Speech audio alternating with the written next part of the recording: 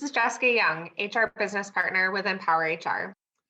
Empower HR is a Midwest-based company that provides unmatched human resources outsourcing for small to mid-sized businesses. We deliver what matters to you through authentic connections and relentless accountability. We help our clients through many difficult employee scenarios, one of them being how to navigate through terminating an employee that you manage. We understand that this is a really difficult topic to traverse, and no two situations are ever the same. So let's walk through some of the best practices to ensure that your terminations are compliant and also leaves the employee with as much dignity as possible. Here's what you should expect to take away from this short learning session today. First, what are the types of terminations? What's the difference between a voluntary and an involuntary termination? Next, we'll move into, okay, so there's different types of terminations. Of course, there will be different processes associated with each. And what are some of those best practices? Then we'll move into, what do I actually say during the termination meeting? And then we'll wrap up by putting it all together and giving you guys some practical takeaways for your relationship with this employee as their manager.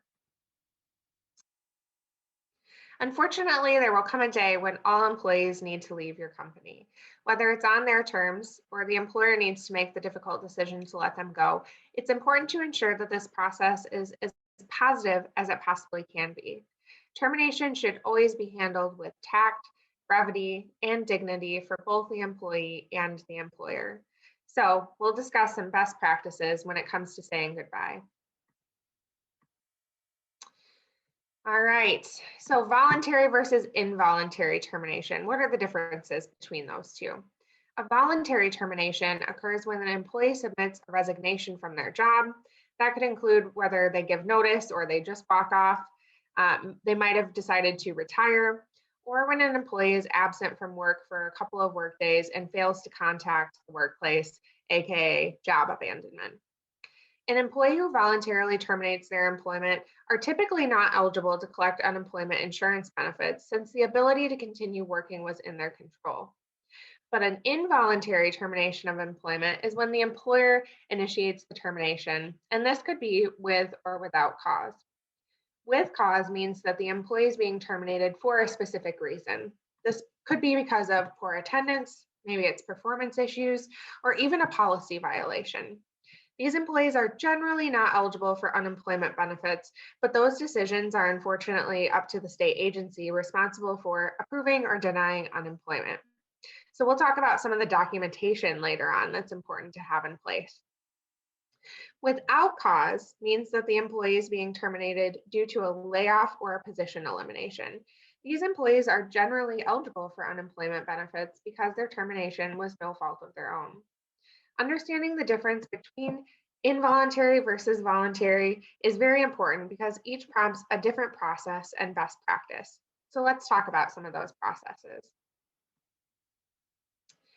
When an employee makes the decision to leave, it's important to follow a few crucial steps to ensure that the employee's offboarding is smooth and you can operate the business on a contingency plan until you can find a replacement for that person.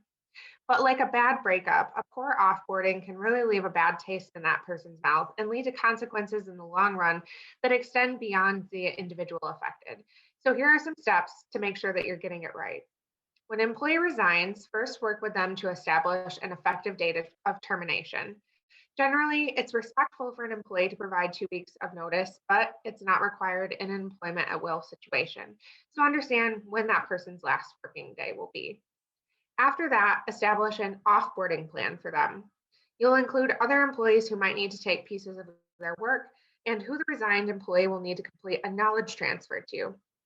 The best way for employers to do this is for you as their manager to provide them with very specific expectations on what sort of documentation you need from them, what sort of projects you want them to wrap up, and who they should be meeting with to explain crucial tasks or responsibilities within their role. Make sure that you document this exit plan so that it's very clear what you need from that employee. Request that the employee also puts their resignation in writing. This resignation letter is a key element to ensuring that if there are any questions about the nature of the termination later on, such as in legal proceedings or unemployment claims, as we talked about before, that you have the documentation that proves that the employee, they themselves did resign. The employer should also provide what's called a confirmation of resignation back to that employee, which documents their final pay and benefits information, as well as request back necessary company property. Once you get closer to the effective date of the termination, make sure that you schedule an exit meeting with that employee to discuss returning their company property and perhaps completing an exit interview. Above all, during voluntary terminations, make sure that the employee feels the gratitude for the time that they put in at your company, no matter how long that they've been with you. Again, it's really crucial to creating a positive offboarding experience for that person when they leave. There's no getting around it.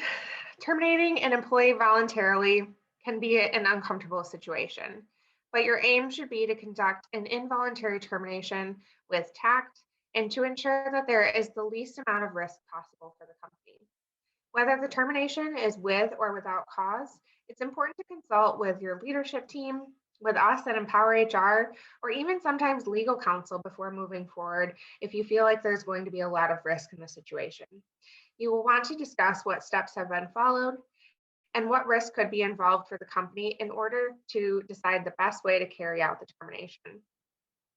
Make sure that you're gathering up appropriate documentation or evidence and preparing a termination letter along with other documents for that employee.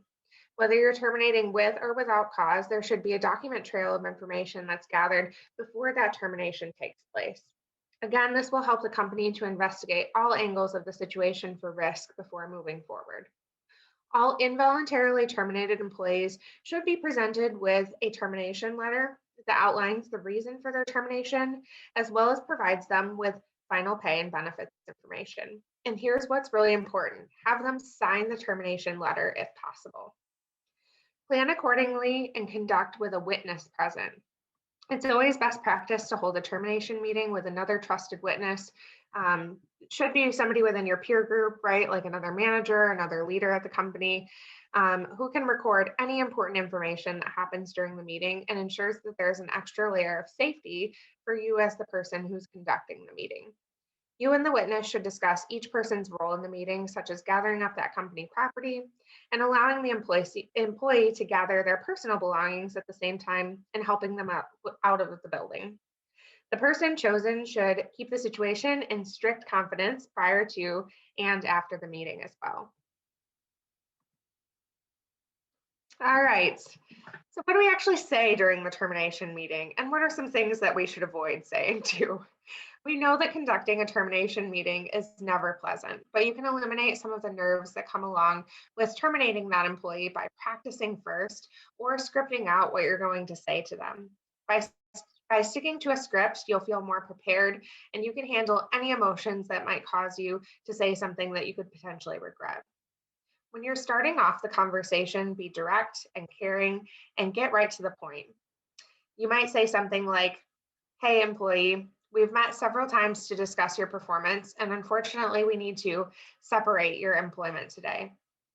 The term separating your employment can be a much kinder or gentler way to phrase what's happening. Separating your employment says the same exact thing as "I'm terminating you" or "I'm firing you," but in a much more humane way that allows that individual to retain their dignity and self-respect. After opening up the conversation, make sure that you state the reason for termination, but shortly. The decision has been made to terminate, so there's no use in hashing out every little detail of what the employee was doing wrong. You can say something like, "Hey, employee, we've gone through a number of interventions with you regarding your performance, and we've provided you with written performance documentation and warnings. And I'm afraid that we've made the decision to go our separate ways because of that." Be sure to thank the employee for the work that they've done. Even though there were, of course, issues with the work, you can still leave on an amicable note if you'll just thank them as they're leaving the company. Then after that, ask the employee how they'd like to exit the building. If it's possible, give them some options on what might feel most comfortable for them. You can say something like, "Hey, employee, we want to handle your exit respectfully and thoughtfully. Although we'd like you to leave the premises shortly, will you want some boxes to pack up your personal materials today? But if you're not comfortable with doing that right now, we can arrange some time for you to come back and pack up later, or we could do that for you and send your items back to you to your home address later on." Once you get an answer from that employee, ask them, How much time do you think you'll need to pack up your desk? It might be best practice to have somebody escort them to and from their desk, just in case they don't act quite how you expected them to either. And of course, there are some situations in which the employee needs to be exited from the building as soon as you've delivered the termination meeting. These instances are when you believe that the employee could cause a major disruption or even create a safety issue. That's why it's really important to make that decision ahead of time, or really gauge and use your gut to understand their reaction during the termination meeting that might lead you to believe that they won't be able to handle the exit very smoothly and you'll need to walk them out immediately. All right, so let's put all these things together. You wouldn't need HR professionals like us if terminating employees wasn't such a difficult process, but it's a necessary part of business. And as leaders, we are charged with getting it right, creating as little risk as possible, and being as empathetic as we possibly can be too. So let's put all of this together. Remember, when it comes to carrying out terminations, make sure that you handle a termination according to whether it's voluntary or involuntary. If it's voluntary, ensure that that person has a positive offboarding experience and you complete a knowledge transfer to anybody who might be owning pieces of their job. If the termination is involuntary, be sure that your actions are well thought out and legal. Don't make termination decisions without consulting with a senior leader, HR, or even sometimes legal counsel. Then make sure that you're also using supporting documentation. Always be sure that you've gone through the motions of assessing the situation for previous corrective actions, write-ups, all of that kind of stuff to make sure that, if it's performance, you've documented that well, or if it's for something else, there's a documentation trail as well. Then make sure that you have a witness. Don't go it alone when terminating for cause. Have somebody else there who can witness the conversation and potentially help you with the logistics of exiting that employee from the building. And then treat the employee with dignity and empathy. This might be one of the worst days of that person's life. So speak to them human to human and treat them with the kindness that you would want to be treated with if you were in the same situation. If you're a small to mid-sized business, we understand how important it is to get terminations right. They have an impact on your operations, your team's morale, and if they go wrong, they can unfortunately have a significant impact on your bottom line too. If what you heard today resonates with you, check out our website, send us an email, give us a call, check us out on social to learn more about how we can support you through difficult and sensitive employee terminations.